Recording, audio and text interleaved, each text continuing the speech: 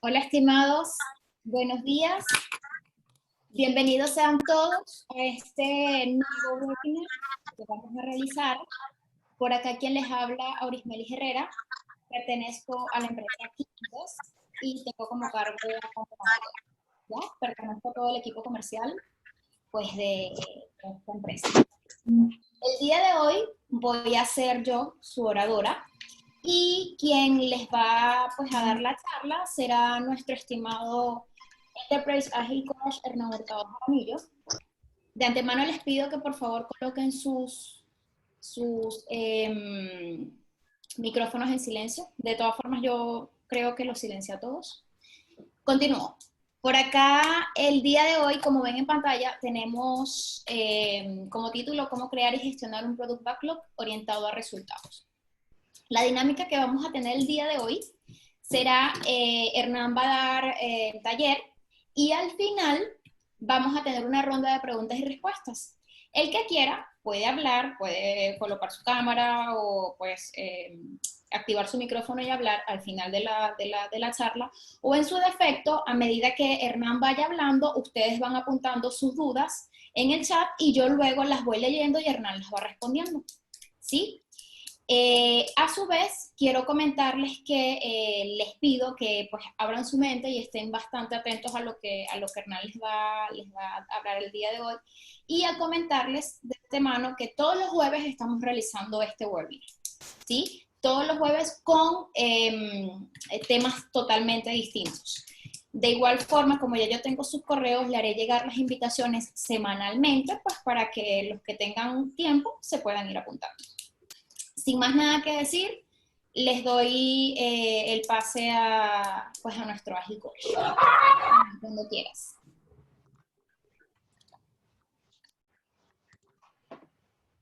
Perfecto, Auris. Hola a todos, muy buenos días.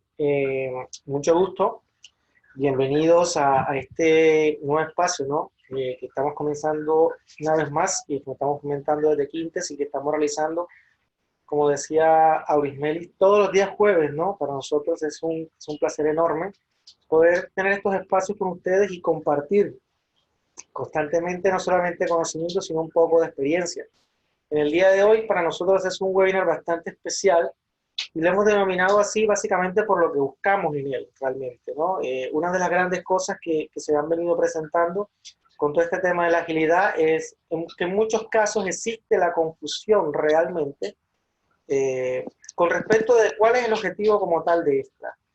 Y que normalmente se plantea un enfoque, cuando comenzamos a trabajar los temas de agilidad, es con la filosofía de que esta nos invita a crear y a entregar cada vez más cosas.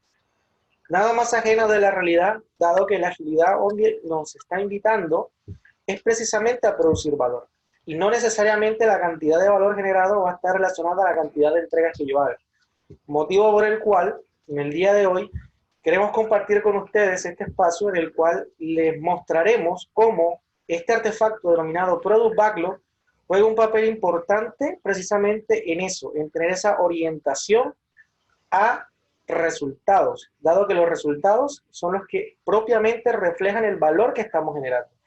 Y esa orientación a resultados que queremos mostrarles de cómo se hace, va a ser tanto para generar resultados para el negocio como para los clientes.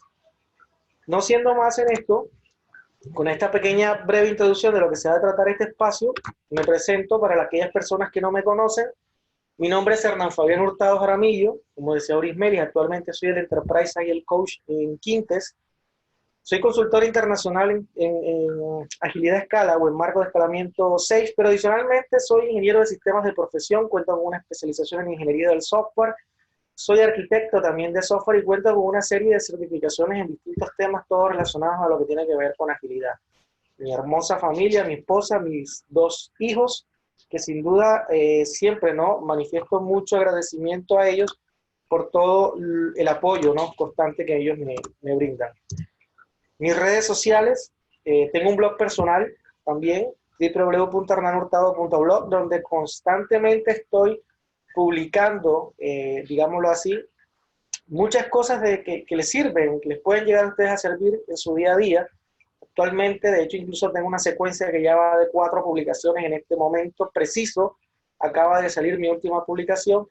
Esta serie está orientada básicamente a cómo los product owners, digámoslo así, pueden entender correctamente su rol y hacer que sus equipos generen mucho más valor. Como les decía, ya van 4 publicaciones, los estaré invitando para que después de finalizada la charla, si quieren, pues entren al blog y comiencen a mirar un poco de esto. Adicionalmente a esto, he escrito 2 libros. El primero se llama precisamente Product Backlog, una mirada sistémica, y el segundo que se llama Habilitando la agilidad más allá de TI. El primero, el de Product Backlog, ya se encuentra disponible en Amazon, y el segundo estará disponible en Amazon a partir del 12 de junio. Hago parte, como les decía, de Quintes, una compañía que nace de la fusión del grupo Circon y Resource IT. Tenemos nuestra casa matriz en Brasil, sin embargo, pues aquí en Chile estamos posicionados para todo lo que tiene que ver con Latam, y adicionalmente les extiendo la invitación a que nos sigan en nuestras distintas redes sociales de Quintes, tanto en Facebook, Instagram, en LinkedIn o en YouTube, donde constantemente estamos publicando también tips y todas aquellas cosas que a ustedes les pueden servir en su día a día. Dentro de nuestro portafolio ayer como compañía, rápidamente solamente les menciono, tenemos 8 grandes dimensiones, que una de ellas tiene que ver con todo lo referente a la consultoría Agile, que tiene que ver desde implementación de técnicas prácticas con formación de equipos de alto desempeño, agilidad a escala, agilidad organizacional, transformación ágil, en fin, todo esto, también todo lo que tiene que ver con suministración de servicios profesionales, evaluación del estado de la agilidad, todo lo que tiene que ver con una PMO ágil, todo lo que tiene también que ver con el concepto de Agile People, o agilidad en las áreas de recursos o talento humano, todo lo relacionado al tema de servicio de QA ágil. Realizamos entrenamientos, workshops, mentoring y webinars como este. Y también todo lo que tiene que ver con que gestionamos proyectos bajo siempre con el enfoque ágil. Si ustedes en algún momento dado, algún tipo de los webinars que nosotros tenemos o algún tema en particular que quisieran llevar a sus compañías, le pueden escribir a Auris Melis, que bueno, nosotros totalmente gratis estaríamos realizando estos webinars en sus compañías. ¿Cómo entendemos la agilidad en Quintes? Es algo que siempre venimos webinar tras webinar, digámoslo así, reforzando, porque básicamente parte del hecho de lo que nosotros entendemos por agilidad, todo lo que nosotros mostramos en estos espacios. Para nosotros entendemos la agilidad en Quintes como esa capacidad de identificar, generar y entregar valor de manera temprana, constante y continua, realizando permanentemente inspección de adaptación, trabajando de manera colaborativa, teniendo siempre una visión sistémica, mejorando todo de manera continua, gestionando y habilitando que se requiere para que esta surja de manera orgánica. Por lo tanto, fomentamos el concepto de una agilidad como capacidad como tal que debe ser desarrollada y que por lo tanto no se implementa, simplemente se desarrolla. Y para eso tenemos un centro de excelencia donde nuestro principal objetivo es ayudar a las organizaciones a desarrollar precisamente dicha capacidad, pero de manera orgánica, de tal manera que nosotros podamos ayudarles a que ustedes la desarrollen y posteriormente nosotros retirarnos y que ustedes puedan seguir de manera natural desarrollando dicha agilidad.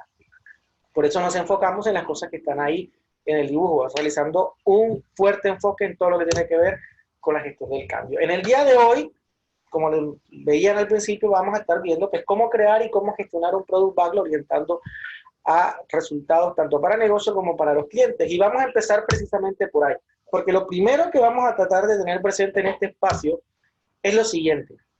La construcción de un Product Backlog no es algo que se realiza una única vez al inicio del proyecto. La construcción del backlog, por el contrario, es un proceso continuo, el cual después de la creación del primer ítem del backlog, va a depender directamente de la gestión como tal que nosotros le hagamos a él.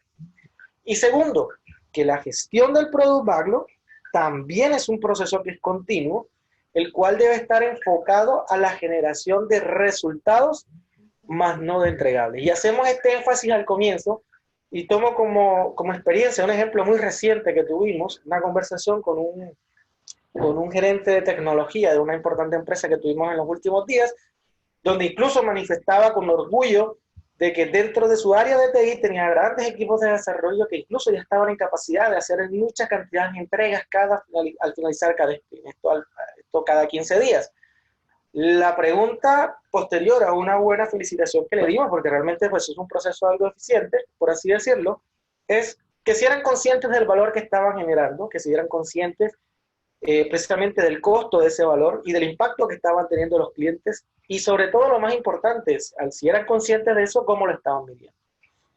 Y ahí comienzan a sonar los grillos que normalmente suenan en la mayoría de las compañías que están enfocados en estos temas, en temas de agilidad. No sabemos cómo medir el valor. No sabemos los resultados que estamos teniendo. Y cuando uno comienza a analizar lo que sucede, el problema ni siquiera está desde el punto de vista de la medición. El problema parte desde el principio. Y es que sus product backlog, tanto a nivel de equipos y aquellos que están trabajando a nivel de agilidad a escala, no tienen un enfoque de resultados.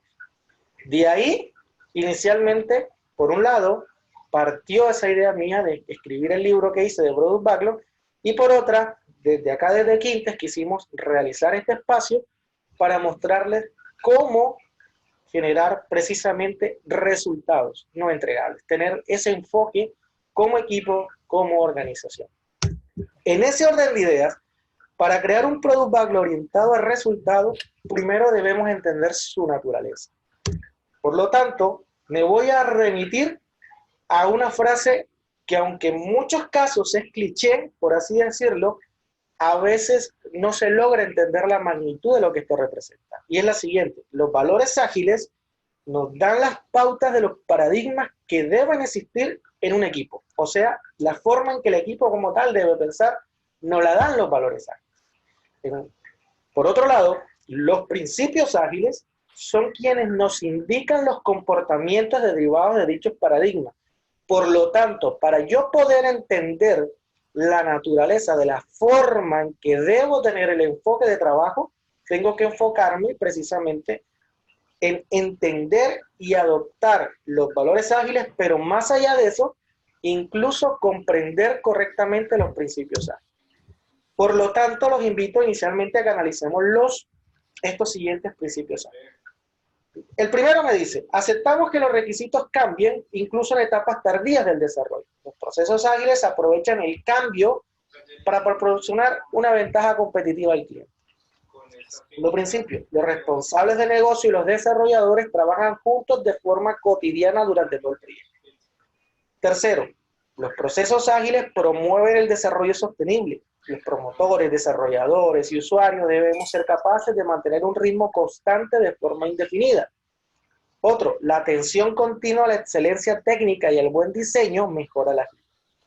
Otro, las mejores arquitecturas, requisitos y diseños emergen de los equipos autoorganizados. Y por último, a intervalos regulares, el equipo reflexiona sobre cómo ser más efectivo para a continuación ajustar y perfeccionar su comportamiento en consecuencia.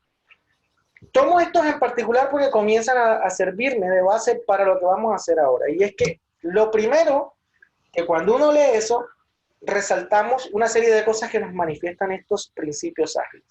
El primero tiene que ver de que estos principios nos invitan a tener una visión conjunta conformada por el amalgama entre negocio y tecnología.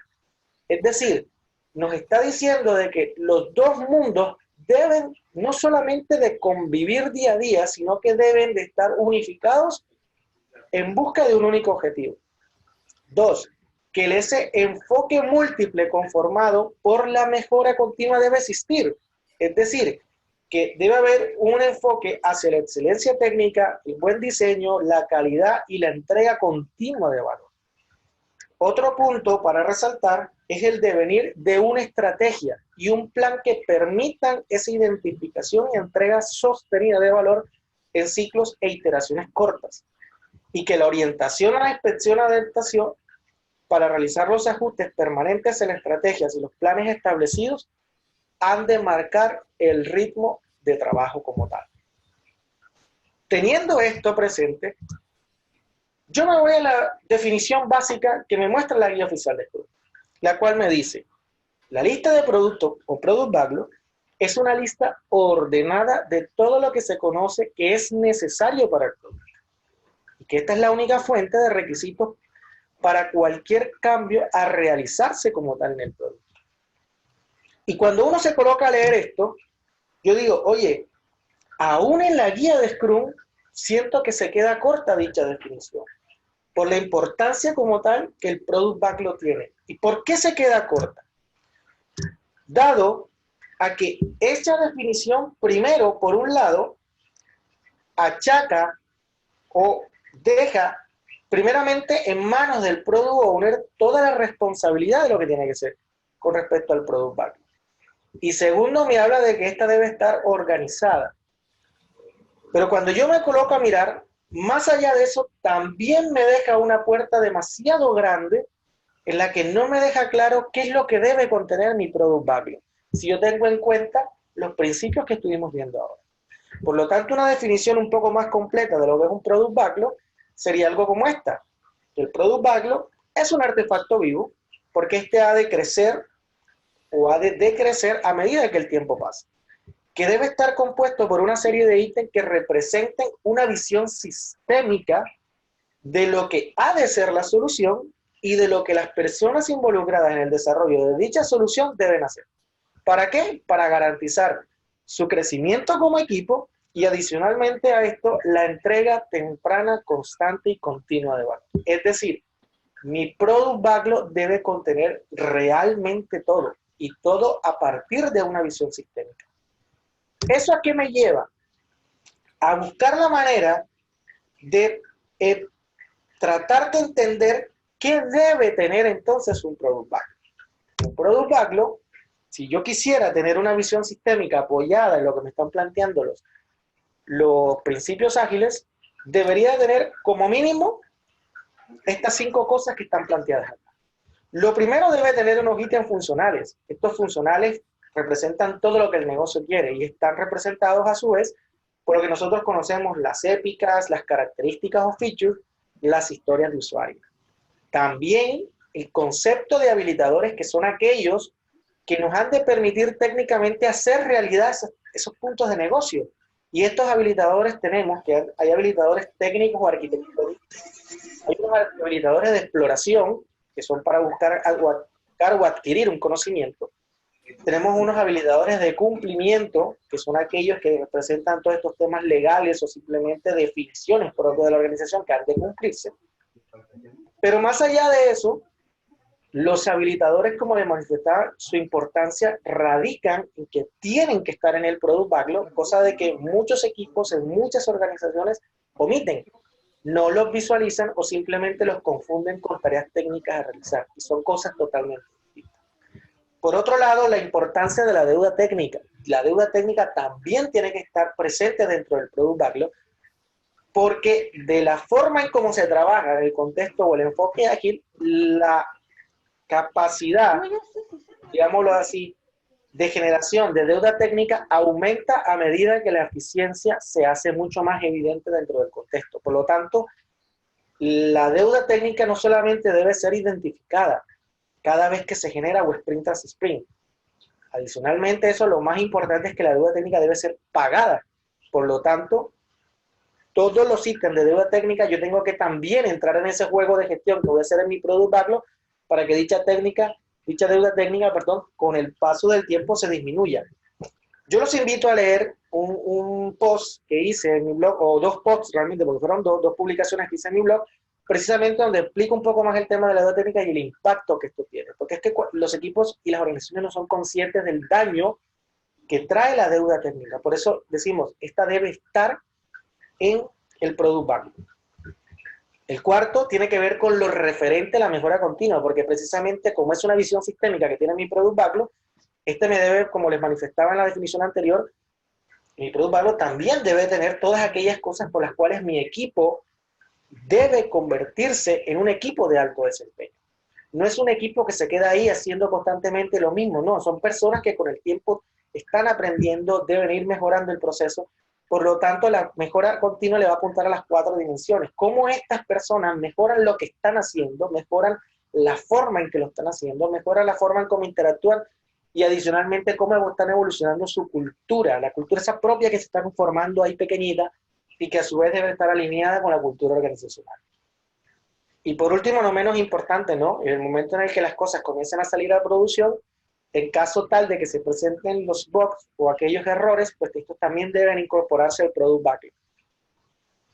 ¿Para qué? Para hacerlos visibles y comenzar a identificar cuáles son aquellas cosas que pueden comenzar a alterar la planificación como tal de los equipos, porque estas podríamos considerar una especie de fuegos que se presentan y que deben de ser atendidos inmediatamente de cara a no dejar de generarle valor a los clientes con las soluciones que ya se encuentran implementadas. Ahora, teniendo claro un poco lo que es el Product Backlog, lo que debe contener, entonces, ¿qué debemos hacer para darle ese enfoque como tal al resultado? Para eso hay que tener presente cuáles son las características que debe tener un Product Backlog. Y por allá, hace varios años, un señor llamado Mike Cohn, uno de los grandes referentes que tenemos en agilidad, nos dio un punto interesante de partida para identificar unas características que debe tener el Product Backlog y él las denominó el concepto DEEP.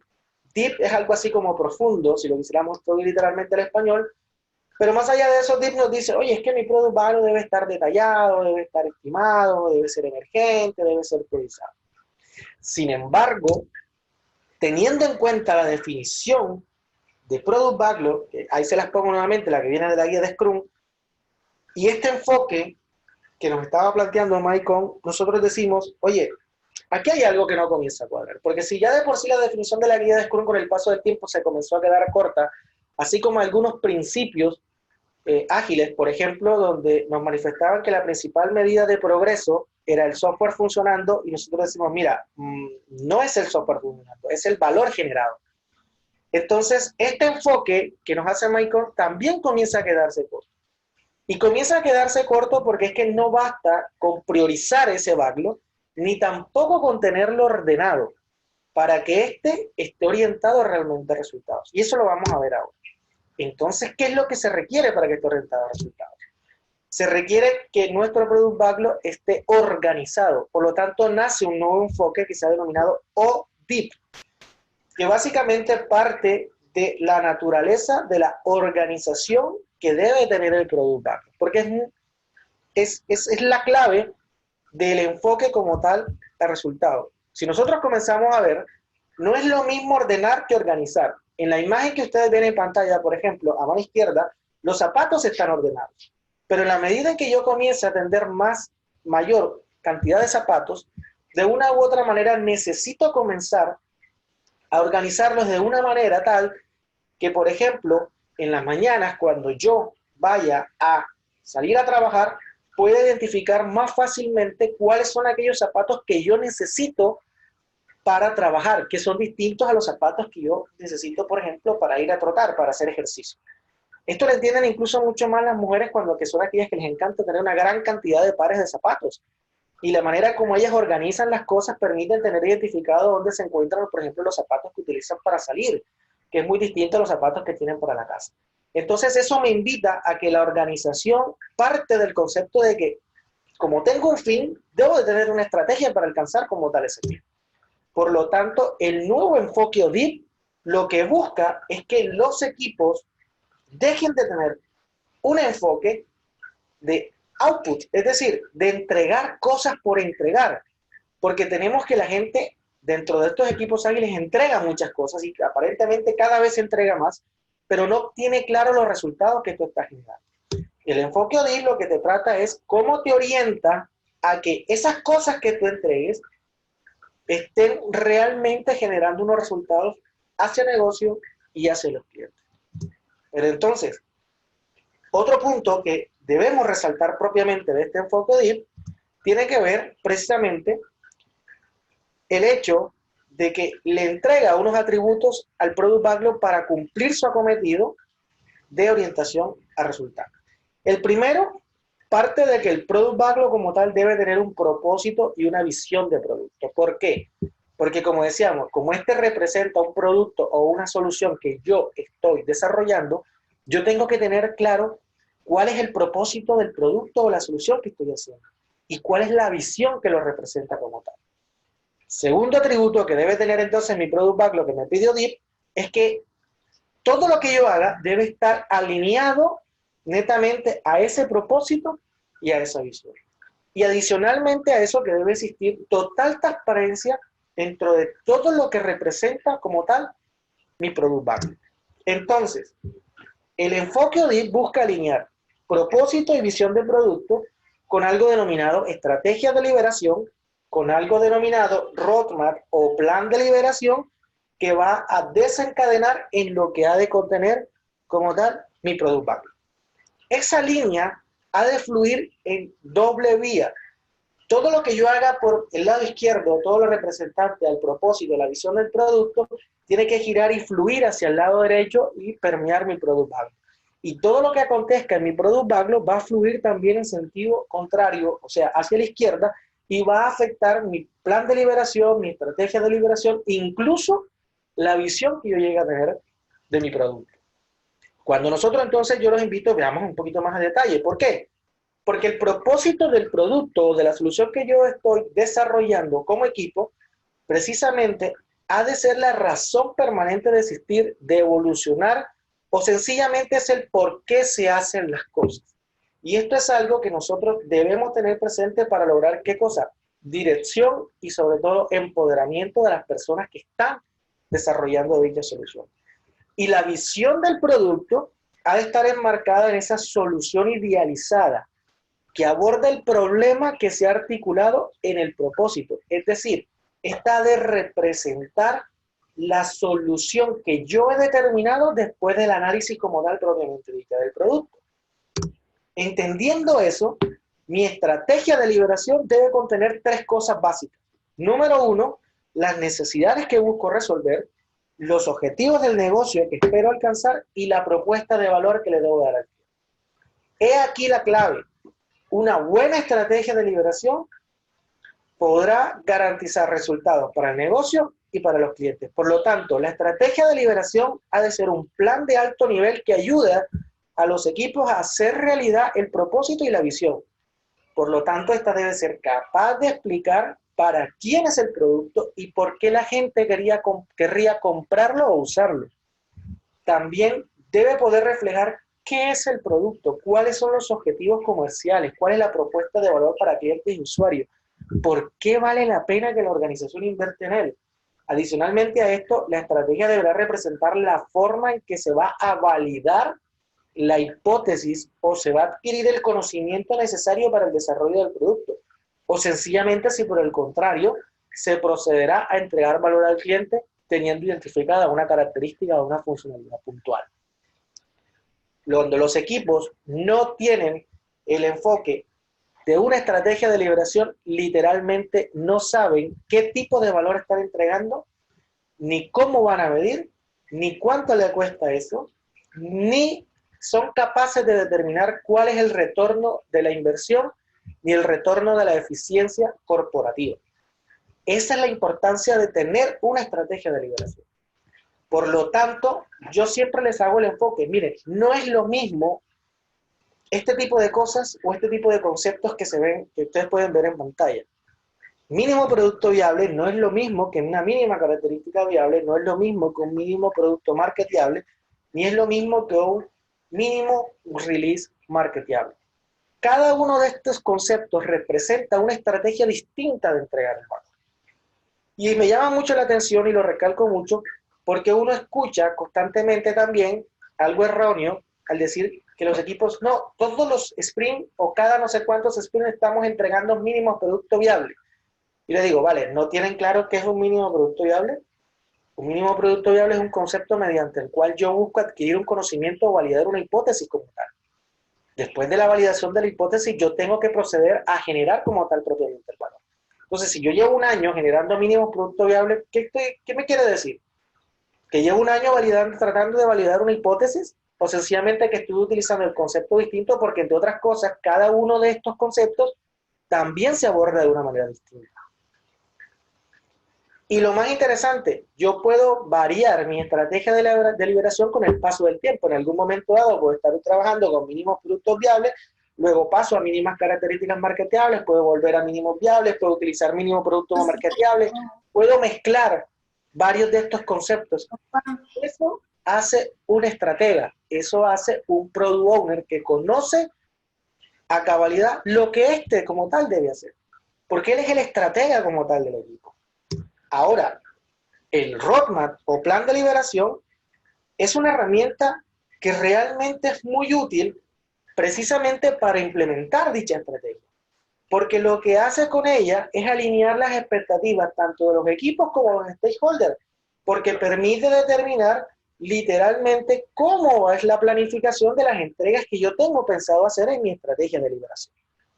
Por lo tanto, en su forma más simple, podríamos decir que esta comunica cómo es probable que evolucione el producto al mapear sus respectivos lanzamientos o entregables en una línea de tiempo. Estas dos cosas yo debo tenerlas claras. Entre otras cosas, si yo parto de la idea de que incluso existen diferentes tipos de roadmap. Hay unos roadmaps que están basados en características, hay otros roadmaps que están basados en funcionalidades y hay otros roadmaps también que están orientados a objetivos. Entonces, dentro de mi proceso de orientación de Product Backlog a resultados, no solamente tengo que tener presente una estrategia, debo saber implementar la estrategia. Y eso me permite a mí tener que identificar cuál va a ser la forma o el tipo de roadmap que también puede variar con el tiempo que yo voy a utilizar para implementar dicha estrategia. ¿Por qué esto? Porque una de las cosas que nos dice la agilidad es que para crear productos o grandes soluciones que verdaderamente sean exitosos, o sea, que generen valor al cliente, sí, necesitamos equipos multifuncionales, cross-funcionales y todo eso.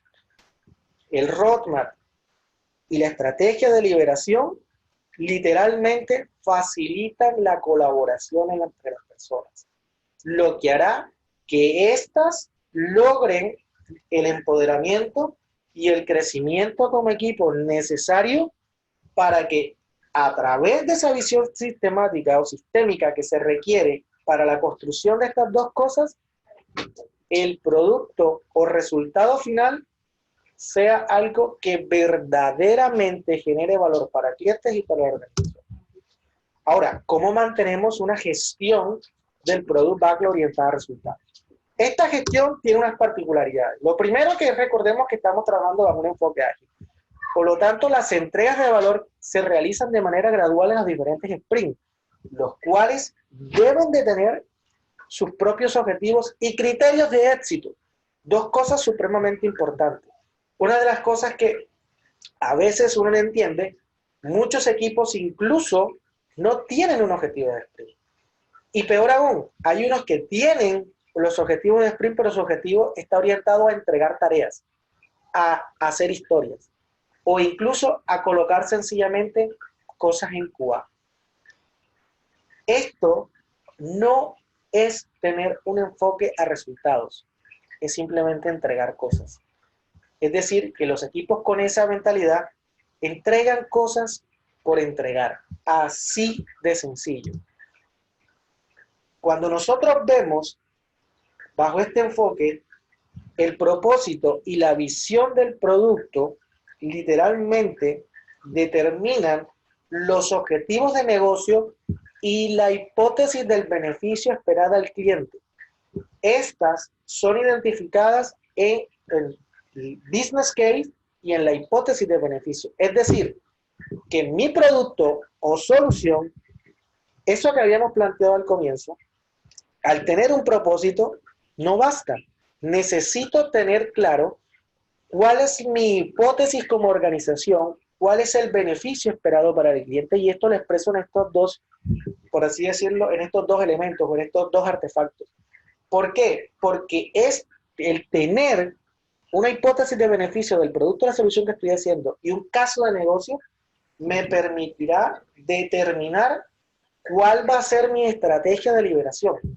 Ahora, cada elemento de la estrategia de liberación, a su vez, debe tener claro la hipótesis de beneficio. ¿Por qué? Porque a partir de esa hipótesis de beneficio propia de cada elemento de mi estrategia de liberación, me permitirá poder validar los resultados obtenidos y así poder determinar cualquier ajuste que se requiera en la estrategia. Eso es lo que denominamos realmente inspección y adaptación.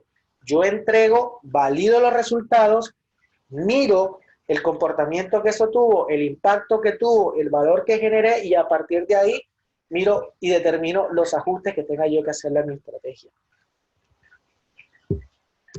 Otro punto importante es que cada entregable que hace parte del roadmap o plan de liberación debe estar alineado directamente con los objetivos de los sprints. Dado que estos, de una u otra manera, los objetivos me deben de determinar el camino, la ruta, la forma, los pasos o los hitos a seguir para hacer realidad ese roadmap de liberación que yo estoy determinando en mi estrategia. Ahora, ¿cómo construimos correctamente un roadmap o plan de liberación? Porque hemos venido hablando de la estrategia, lo que contiene una estrategia. Y alguien podría decir, no, sencillo, el plan de liberación, yo digo, esto lo voy a entregar el lunes, esta otra cosa dentro de un mes y esta otra cosa. No, va más allá. ¿Cómo se construye correctamente ese roadmap o plan de liberación? Lo primero, hay que tener 3 factores clave. Uno, yo tengo que tener clara mi estrategia, que fue lo que vimos ahora. El pollito lo voy a hacer con papa y zanahoria porque no hay más. 2, yo debo realizar un correcto proceso de refinamiento. Y 3, debo realizar un correcto proceso de estimación. Estas 2 cosas que acabo de mencionar son otro gran dolor de cabeza que tienen los equipos hoy en día. De las peores prácticas que realizan los equipos en la actualidad, tiene que ver con el refinamiento. Podría decir, en la cantidad de compañías que he podido acompañar en estos últimos años, han sido pocos realmente los equipos que saben realizar un verdadero refinamiento. Y lo otro tiene que ver con un tema de la estimación, que también vamos a ver ahora más adelante. La gente también tiene una confusión grande de lo que tiene que ver con la estimación. Vamos a mirar un poquito de estos factores clave. Lo primero, ¿cómo es un correcto proceso de refinamiento? La guía oficial de Scrum, si yo me voy nuevamente a la parte principal, me dice que el refinamiento del Product Backlog es el acto de añadir detalles, estimaciones y orden a los elementos de la lista de productos o Product Backlog. Por lo tanto, se trata de un proceso continuo en el cual el dueño del producto y el equipo de desarrollo colaboran acerca de los detalles de los elementos de la lista de productos. Esto me lo plantea la guía. Y a veces uno, cuando ve los refinamientos del equipo, uno dice, oye, ¿por qué no leen la guía? Y ahí se van a dar cuenta de los errores que están cometiendo. Veamos. Cuando yo analizo lo que me propone entonces la guía, me dice 4 cosas clave. La primera, que el refinamiento consiste en examinar y revisar los elementos. Parto de ahí y señalo esas 2 palabras para que las tengamos presentes. Me dice que hago eso para añadir detalle, estimación y orden. Yo tacho la palabra orden porque ya lo que veníamos hablando con el concepto de ya el orden no me aplica. Me aplica es que, entre otras cosas, mi proceso de refinamiento debe concluir con la organización del backlog. Resalté añadir detalle y estimación. ¿Por qué? Porque resulta que incluso los equipos van a los refinamientos y el resultado del refinamiento es que miran las historias, las leen, las miran, pero no las estiman. Creen que la estimación se realiza en los planos. El refinamiento, yo hago la estimación. 2, el refinamiento no es un evento, no es una ceremonia. Por el contrario, es un proceso continuo. ¿Esto qué quiere decir? De que aquellos equipos que dicen todos los jueves son de refinamiento están cayendo en un error. El refinamiento es continuo. Yo todos los días tengo que estar refinando mi Product Backlog. ¿Por qué? Porque yo no puedo estar refinando lo que estoy haciendo en el sprint actual. El proceso de refinamiento, al ser continuo, me permitirá ir hacia adelante, tener una visión de lo que ha de ser lo siguiente que voy a hacer. Me permitirá, entre otras cosas, tener actualizada mi estrategia y mi plan de liberación. ¿Con base en qué? En los resultados que estoy midiendo, el impacto que estoy generando con las entregas y al mismo tiempo de todo lo que acontece dentro de los elementos que tengo dentro de mi Product Backlog. Por lo tanto, dicho refinamiento se realiza mediante una visión sistémica y es por parte de todo el equipo. ¿Esto qué dice? Que es un error literalmente que el refinamiento, por ejemplo, de las historias de usuario las haga solamente el Product Owner. También es una mala práctica que el refinamiento como tal, en algunos casos, lo realizan solo unas personas puntuales del equipo. Miren, dentro de un proceso de refinamiento de verdad, si yo tengo presente los ítems que me habla el Product Backlog, por ejemplo, tendré que necesitar, quizás no en todos, pero tengo que identificar muy bien los roles que necesito. En el refinamiento tendré momentos que tendré que traerme al arquitecto de la solución. En el refinamiento tendré que tener al analista de QA, o a la persona de automatización, o a la persona de negocio, o tendré que traerme un analista, o sea, o tendré que tener al de US. Todo esto, ¿por qué? Porque todos los ítems como tal deben de ser examinados, deben de ser revisados, y con la participación de cada una de las personas involucradas en los ítems que yo estoy tomando de ese Product Backlog. Y por lo tanto, todos los integrantes del equipo colaboran acerca de los detalles de los elementos del Product Backlog. Todos los que hacen parte como tal del equipo, tanto de manera directa como de manera indirecta, están siendo impactados o se requerirán para la solución como tal.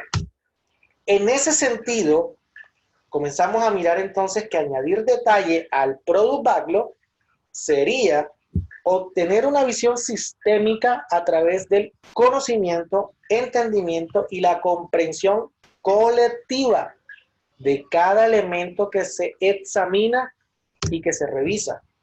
Lo anterior sencillamente se logra identificando cada una de las particularidades, características, criterios que permitan dar con el inicio del desarrollo analizado, los criterios de aceptación, los habilitadores que se requieren para cada uno de los ítems de ese backlog, las personas a quienes se va a impactar y el valor que se va a generar, entre otros elementos. Eso es una visión sistémica que se debe tener en el refinamiento. Por lo tanto, yo voy al detalle de todo lo que realmente acontece con ese ítem, que puede ser una historia de usuario, que puede ser un habilitador, que puede ser un componente de deuda técnica, que puede ser un elemento de mejora continua que necesite el equipo, que puede ser un bug. Por eso es un proceso continuo. Otro punto importante es que el refinamiento nos lleva a revisar la forma en que estamos estimando. Y esto, como les mencionaba ahorita, ¿por qué? Porque se crean muchas confusiones con base a la forma en que estiman los equipos. Desafortunadamente, se tiene una mala creencia, una mala práctica de que los equipos netamente se dedican a estimar un esfuerzo y a darle un número a las cosas. Es un 3, es un 8, es un 7, es un 13, en fin. O es una X, es una S, es una M. Señores, si yo tomo solamente eso, literalmente, yo como estratega que soy y que necesito más información para poder orientar mi Product Backlog, lo que está haciendo el equipo, para que realmente genere resultado, ese 8, ese 5, ese 3, ese 20, eso no me dice absolutamente nada. Cuando yo analizo qué significa estimar, voy a la primera parte. Estimar algo significa calcular o determinar el valor en una unidad de medida de algo sobre lo que se está estimando. Por lo tanto, la estimación es una predicción, no una planificación, lo cual hace que no sea que un compromiso. Una estimación se considera buena cuando se considera toda la información. Por ejemplo, cuando estimamos con puntos de historia, asignamos un valor representando los puntos de historia de cada ítem. Y suena bonito, y la gente se limita a eso. Ese es el famoso 3, el famoso 4, el famoso 5, que al final no dice nada, y cuando uno comienza a mirar, oye, pero a mí ¿de qué me sirve el 3, por ejemplo, para determinar cuándo lo podemos entregar? Y comienzan a incurrir en una serie de prácticas en el que comienzan a asociar, por ejemplo, es que un 3 son 3 días, es que un 5 son 5 días, o es que el 2 son tantas horas, y comienzan a mezclar una cantidad de conceptos ahí precisamente por la confusión que esto se está presentando. Hay que tener presente que nosotros estimamos 4 cosas. Estimamos el tamaño, estimamos el tiempo, estimamos el valor y estimamos el impacto. Cuando estimamos el tamaño, lo que estamos determinando es la cantidad de esfuerzo involucrado en el desarrollo, también la complejidad de desarrollarlo, el riesgo inherente que tiene y la incertidumbre como tal del contexto. Todo eso es el tamaño. Y eso es solamente una parte. El tiempo también lo estimamos. ¿Por qué? Porque con el tiempo vamos a tener un elemento importante para nuestro plan, para nuestro roadmap o plan de liberación. Incluso Cuando yo junto tamaño y tiempo en 2 unidades, me permite priorizar mejor lo que voy a hacer. Y puedo utilizar con esta información técnicas de priorización. Estas 2 primeras partes las realiza el equipo como tal, propiamente el equipo. Las otras 2 partes que tienen que ver con el valor y el impacto, lo hace ya como responsabilidad el Product Owner, porque él es el que va a determinar a través de sus hipótesis de beneficio y sus casos de negocio, el impacto que esto va a tener tanto para la empresa como para los clientes y al mismo tiempo el valor que le va a generar y la forma en cómo él va a estar entregando ese valor. Por lo tanto, los 4 componentes deben de ser estimados. Y cuando los tengo presentes los 4, literalmente oriento mi Product Backlog, una vez más recalco, hacia resultados.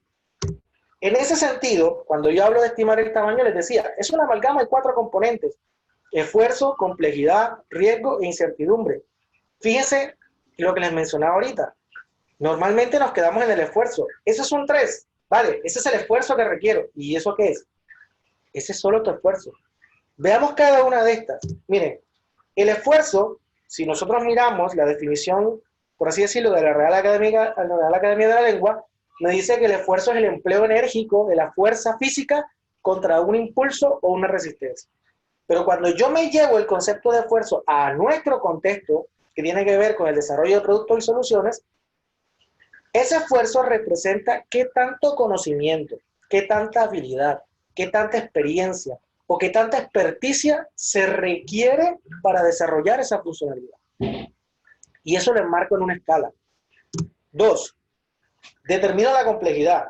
La complejidad, el concepto o el término me dice, representa una serie de elementos que se relacionan entre sí y cuyo comportamiento y propiedades no son evidentes a simple vista. Traído ese término a nuestro contexto de desarrollo de productos y soluciones, la complejidad representará qué tantos componentes, actividades o tareas se requieren para desarrollar esa funcionalidad y que a su vez, qué tan relacionadas y dependientes se encuentran estas. Ahí tengo un nuevo valor, un segundo valor. El tercero tiene que ver con el riesgo, y el riesgo es la posibilidad de que produzca un contratiempo o evento que afecte el desarrollo de la funcionalidad. Traído a nuestro contexto, ese riesgo será qué tan probable es que ocurra alguna situación que no permitiese cumplir con el desarrollo a tiempo de la funcionalidad. Y tengo un valor también. Por último, tiene que ver con la incertidumbre. Y la incertidumbre se refiere a aquellas situaciones epistémicas que implican información imperfecta desconocida.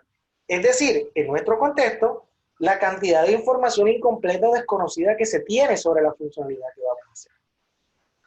Pregunta, para que cada uno analice e interiorice. ¿Las 4 cosas que tengo aquí no me afectan realmente lo que voy a hacer? Claro que sí. Porque en muchos casos yo puedo decir, oye, para mí hacer eso es supremamente fácil, pero resulta de que para yo poder hacerlo, dependo de que me entreguen tal cosa a tiempo. Entonces ahí le estoy añadiendo un grado extra a mi estimación que no estoy teniendo en cuenta. Habrán cosas que pueden ser muy fáciles de hacer, pero a la vez son muy complejas.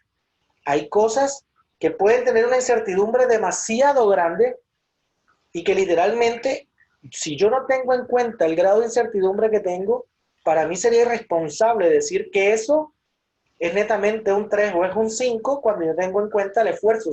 ¿Cómo puedo determinar el esfuerzo si no tengo la incertidumbre? Una de las recomendaciones que nosotros les hacemos a los equipos cuando están en estos procesos de refinamiento es, señores, tengan presente las 4 cosas e identifiquen primero el nivel de incertidumbre que tienen. Entre más alto tengan el nivel de incertidumbre, menos arriésguense a valorar los otros 3 elementos. Cuando el nivel de incertidumbre esté más bajo, entonces quiere decir que está mucho más preparado para determinar los otros 3 elementos. ¿Cómo se calcula ese valor final? Teniendo en cuenta lo que les mencionaba. Miren, a nivel individual, yo podría colocar las 4 columnas, por así decirlo, y hay quienes dicen, oye, si yo tengo en cuenta las 4 columnas y a cada columna le saco un valor teniendo en cuenta, por ejemplo, la serie de Fibonacci, pues simplemente saco un promedio de los valores que yo establecí en cada uno de ellos y el valor que me da lo redondeo al siguiente valor más alto en la escala de Fibonacci y ahí nosotros decimos, mira, eso no es una práctica recomendada. ¿Por qué? Porque al existir valores mucho más altos, quiere decir que son cosas que te están afectando, te están impactando mucho más fuerte en lo que estás haciendo. Por lo tanto, a nivel individual, siempre va a ser recomendable identificar cada uno de los valores de estas columnas y optar como estimación final el valor más alto que tengas en la escala.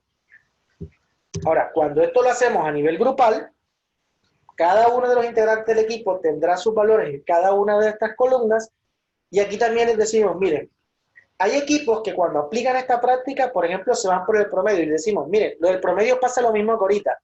Si yo me voy al tema del promedio, simplemente incluso voy a tener personas que con valores quizás un poco más altos por arriba del promedio, que entre otras cosas podrán estar viendo cosas que las demás personas no están viendo. Hay quienes optan también por el valor más alto. Y yo les digo, miren, no se trata tampoco simplemente de hacerla fácil y miren, el valor más alto que nos dio se va a hacer. No, eso tampoco es recomendado. ¿Por qué? Porque lo que realmente hacemos al momento de estimar es tener las conversaciones necesarias, identificar el por qué se están dando los extremos, o sea, por qué tengo unos valores más altos para unas personas y unos valores más bajos para otras personas. Y a partir de ahí, entonces, detallar o refinar para lograr identificar si es que existen puntos, temas o patrones no identificados y proceder así a estimar nuevamente hasta determinar un valor por consenso, en donde todos tengamos presentes las diferentes actitudes o los diferentes patrones o los diferentes conceptos que se presentaron en el camino y que por lo tanto así podamos establecer y obtener tranquilidad de cara al valor que se está estimando. ¿Esto a qué nos lleva? Que en la medida en que no haya un consenso, lo mejor es continuar revisando dicho componente, dicha historia de usuario, dicho ítem del backlog, o sencillamente dejarlo de lado y revisarlo, detallarlo por otra parte o en otro escenario, y cuando todo eso esté un poco más claro, entonces poder traerlo nuevamente. Y no caer en el riesgo de determinar números o valores por determinarlos, porque entre otras cosas, como decíamos ahorita, esto, si bien no es una planificación, sí es un punto importante que ha de necesitar el Product Backlog para definir como tal su estrategia. Eso quiere decir entonces que para que un Product Backlog esté orientado a resultados, lo más importante es que esté organizado. Si el Product Backlog no está organizado, no cuenta con una estrategia de liberación, no cuenta con un plan de liberación. Si no cuenta con estas dos cosas, quiere decir, entre otras cosas, que muy seguramente estoy refinando mal, estoy priorizando mal, o que sencillamente, aunque esté haciendo estas cosas, no las estoy haciendo converger con el único propósito que es generar resultados, tanto para clientes como para la organización. Ahora sí, el espacio para todas las preguntas que tengan.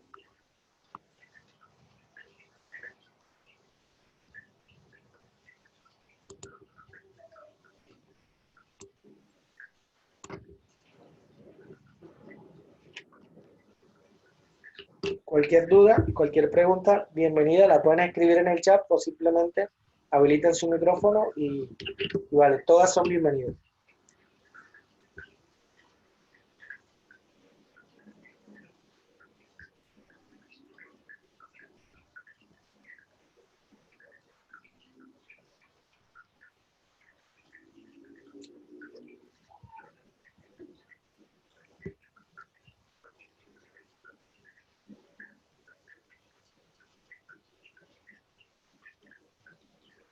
¿Vale?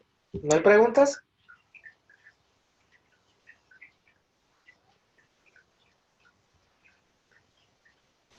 Por aquí Franco pregunta,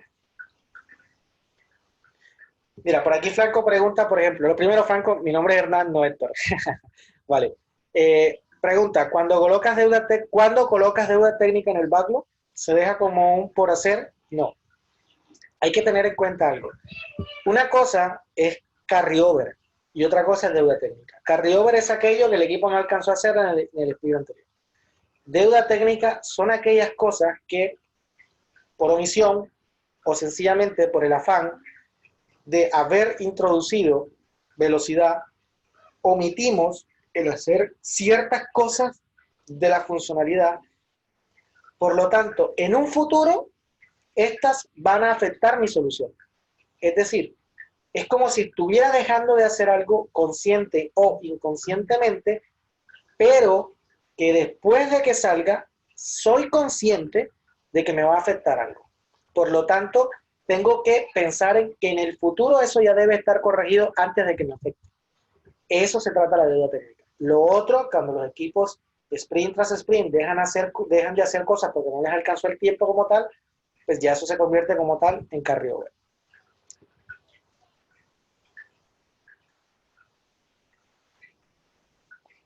Vale, por aquí Constanza habla algo de explicar nuevamente lo que es el MVP. Sí, mira, el MVP literalmente es un concepto que nace de Lean Startup, planteado por Eric Ries, que lo que busca precisamente es lo siguiente, es validar un concepto o validar una hipótesis o adquirir un conocimiento.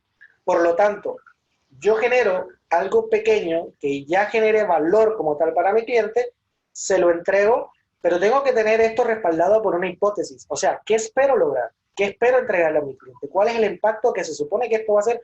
O sencillamente si efectivamente esta es la solución que le espera. Cuando yo valido eso y sigo trabajando, ya dejo de hacer un producto mínimo viable. Ya paso a los siguientes conceptos como tal que están ahí.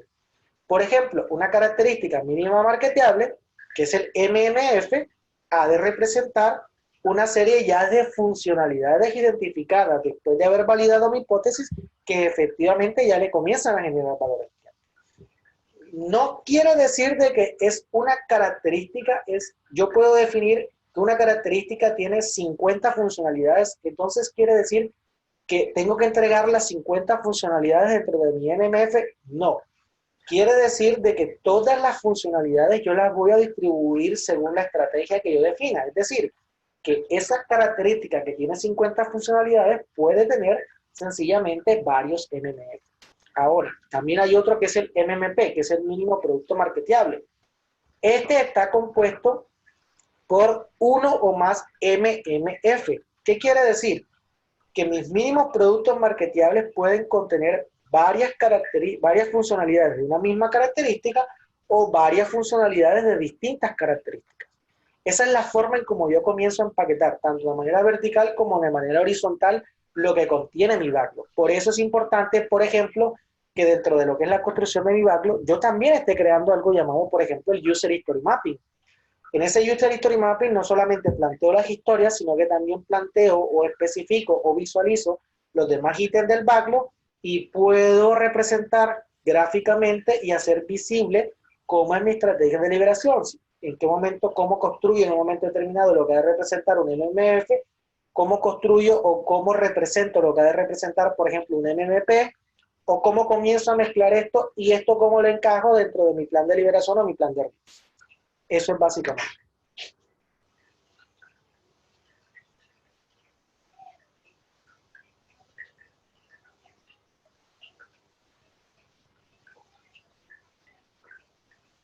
Por aquí pregunta, ay, perdón, que está un poquito largo.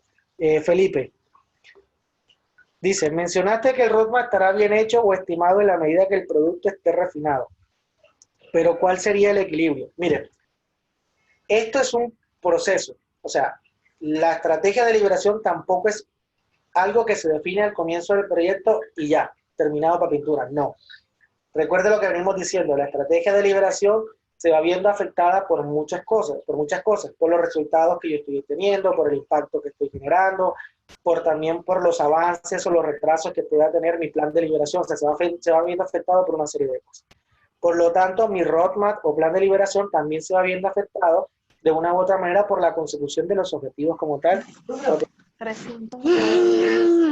En ese sentido, cuando hablamos entonces de refinamiento, literalmente lo que estamos diciendo es que como son dos procesos que son continuos, el equilibrio se logra en la medida en que exista inspección y adaptación en cada uno de los dos procesos.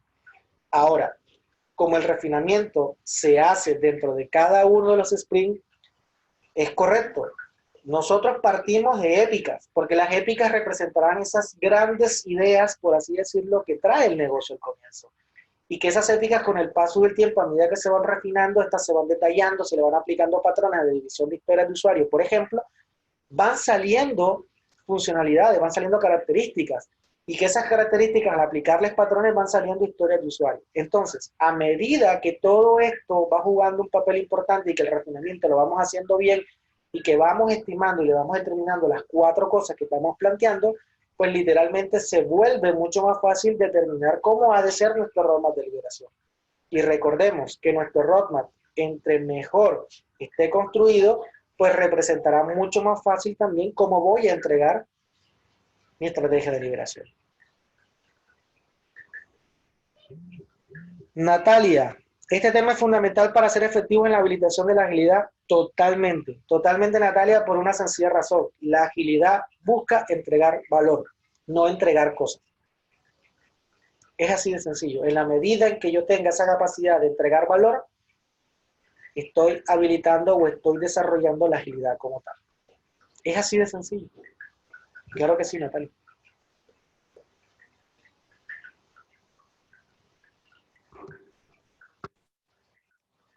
¿Alguna otra consulta?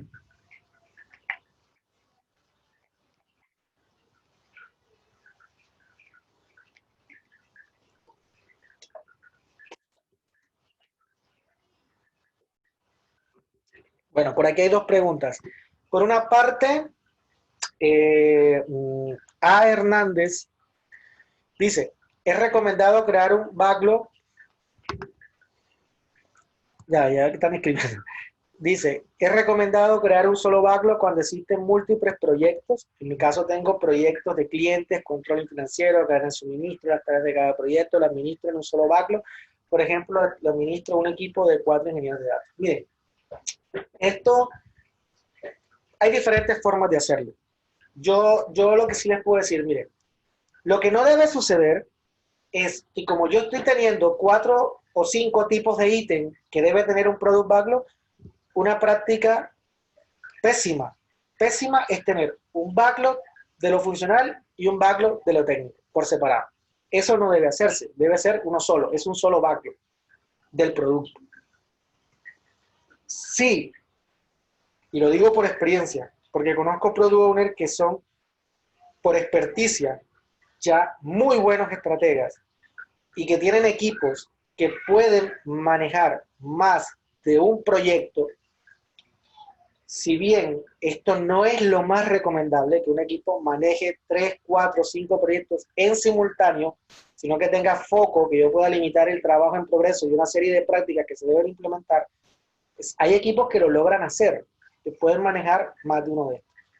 Por lo tanto, yo siempre les digo, primero, comiencen por tener claro un product backlog por cada producto o por cada proyecto que tiene el equipo. Eso es lo fundamental.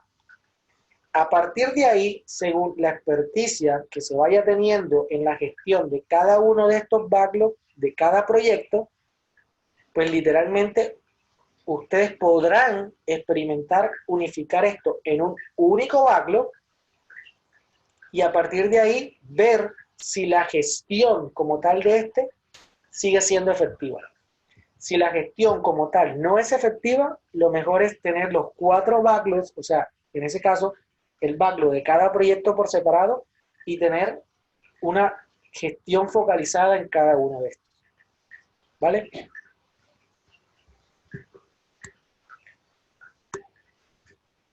Dice José Miguel, en tu experiencia, ¿cómo maneja las expectativas que genera de cara a los stakeholders de un plan de liberación? Miren, una de las grandes cosas que hacen los stakeholders, y lo sabemos, muchos de los que están aquí, es la siguiente. Y de hecho, esta pregunta los voy a invitar a que lean el último post que acabó de salir antes de empezar el webinar en mi blog, que es precisamente cuál es el enfoque que debe tener un producto. Y ahí te respondo esa pregunta puntualmente con 2 cosas. Miren, normalmente en las organizaciones los stakeholders les encantan estas reuniones de comité donde básicamente, ¿qué es lo que preguntan? ¿Cuándo se va a entregar tal cosa? ¿Qué le hace falta para esto? ¿Cuál es el porcentaje de avance de aquello? Si las reuniones estas de comité están orientadas en ese sentido, literalmente quiere decir que la organización no está en esos comités haciendo lo que tiene que hacer, que es revisar los resultados, que es lo que verdaderamente importa. Por lo tanto, para que se llegue a ese comité, a esa reunión, a ese espacio, a realizar lo que verdaderamente es, yo tengo que tener muy bien organizadito mi acto, tener claro lo que les manifestaba, la estrategia, el plan de liberación y todo lo que esto conlleva por debajo, de tal manera que al momento de manejar las expectativas con los stakeholders, mi plan de liberación literalmente no lo manejo con fechas puntuales, sino por rangos. Es decir, entre tal fecha y tal fecha esto debería estar haciendo. En la medida en que yo voy adquiriendo madurez, en la medida en que mis equipos van adquiriendo madurez y van, digámoslo así, creciendo en el manejo de cada uno de estos conceptos, la estimación y la planificación, aunque siguen siendo relativas, tienden a convertirse un poco más certeras. Por lo tanto, ya no manejo rangos más grandes, sino que mis rangos tienden a ser un poco más cortos. Y a los stakeholders, siempre darles el enfoque de lo que ha de representar cada una de las entregas que yo estoy planteando en mi estrategia de liberación. Las dos cosas tienen que ir de la mano para manejar esas expectativas. Francisco me pregunta, ¿cuáles son las dimensiones de las 4 dimensiones de la mejora continua? Mira, Francisco, son 4. ¿Cómo mejoro lo que estoy haciendo? O sea, ¿cómo mejoro el producto? Y esto se tiende a confundir con, entonces una funcionalidad nueva no es que lo estoy mejorando. No. ¿Cómo mejoro lo que ya está funcionando en el producto? Lo que ya está hecho, lo que ya salió. ¿Cómo lo voy mejorando? 2. ¿Cómo mejoro la forma en que lo estoy haciendo? Es decir, todo lo que involucra el proceso que estoy utilizando para hacer el producto o la solución. Tercero, ¿cómo mejoro la forma en que mi equipo o como equipo estamos interactuando internamente y cómo interactuamos con la parte exterior, es decir, con otras áreas o con otros equipos? Y por último, estas 3 dimensiones me llevan a que estoy generando una evolución en la cultura del equipo. Pero esa cultura que se está generando dentro del equipo tiene que estar alineada a la cultura de la organización. Porque yo no puedo estar generando pequeñas microculturas dentro de mi organización como tal. Porque algo que he venido manifestando hace ya bastante tiempo es que también existen los silos ágiles. Entonces, hay que tener muy ojo con eso, hay que tener mucha atención con eso, hay que prestarle mucha atención. Y literalmente tengo que ir viendo cómo mejoro esa cultura y cómo cada vez la voy alineando cada vez más a la cultura como tal de la organización.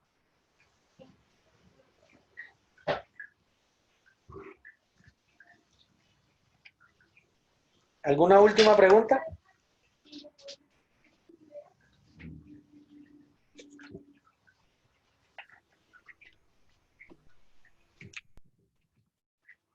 Vale. Bueno, no habiendo más preguntas en este momento. De mi parte, chicos, muchísimas gracias por haber asistido a este espacio. Para mí, de verdad, un placer haber compartido esto con ustedes. Espero de verdad que se lleven, ¿no?, todo este tipo de información y puedan, como tal, comenzar a ponerlas en práctica dentro de sus equipos, dentro de sus organizaciones, y que efectivamente puedan comenzar a orientar todo el trabajo que están haciendo sus equipos a resultados tangibles de negocio. Miren, importante, no debería haber, en serio, una solución, un producto que se vaya a hacer si yo no tengo un caso de negocio que lo sustente, si no tengo una hipótesis de beneficio que va a generar. Eso es clave para partir. Desde ahí, si eso no lo tengo, ya yo comienzo a tener una serie de errores dentro de todo mi proceso. Porque eso que tengo adelante, eso que determino al comienzo, me va a permitir saber cuál es el tipo de valor que voy a generar. Y por lo tanto, teniendo claro cuál es el tipo de valor que voy a generar, puedo determinar ese valor puntual que voy a generar y el impacto que voy a tener. Y teniendo eso claro, podré determinar qué necesito hacer y cómo lo voy a medir. Esa es la consecuencia real de haber hecho las cosas bien desde el comienzo. Y es así como yo logro medir el valor que yo estoy generando.